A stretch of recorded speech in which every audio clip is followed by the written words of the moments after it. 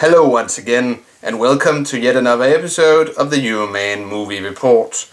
This week, of course, The Lone Ranger.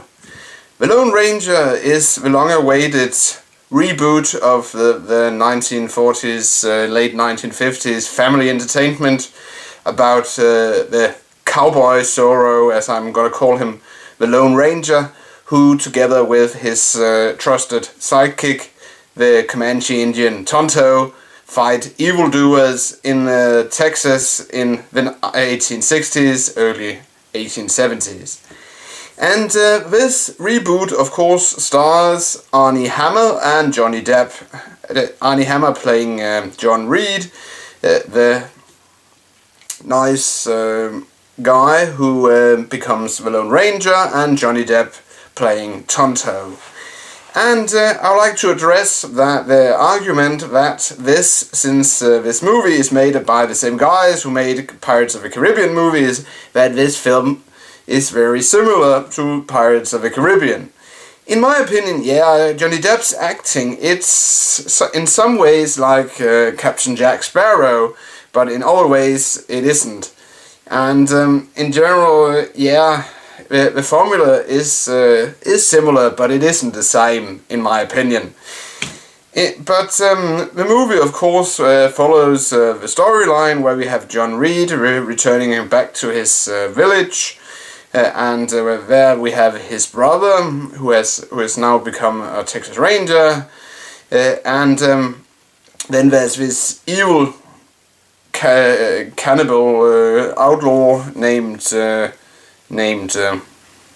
Butch Cavendish, played by William Finchner, and he of course does something that in turn requires John Reed to become the Lone Ranger. I'm not going to give all that much away. And 2.5 hour film. I must say that 2.5 hours was a bit long, in my opinion. They could have easily cut this down to 1 hour and 45 minutes, but I guess they needed to insert a lot of filler. But it was an okay film. The acting, Armie Hammer, Johnny Depp, Tom Wilkinson as Cole, the bad guy. I can divulge that for you. He is an okay actor, and we have seen Tom Wilkinson in several films now, and he has played these cliché roles like an industrial tycoon, some intelligence guy, and he's great. And of course we have Helen Bonham Carter as Red Harrington, who has passed with Butch Cavendish, which we aren't told what is, but I guess Butch Cavendish is at fault that Red Harrington, she's missing her leg, and she has this ivory prosthesis, and but all in all, it's an okay film. The last 30 minutes were the best, in my opinion, because they were very action-packed, and it reminded me of the classic TV series from the 1950s. So, if I'm gonna rate this film, I would say if you mix the acting, the story, the effects together, 3 out of 5 Coca-Cola bottles.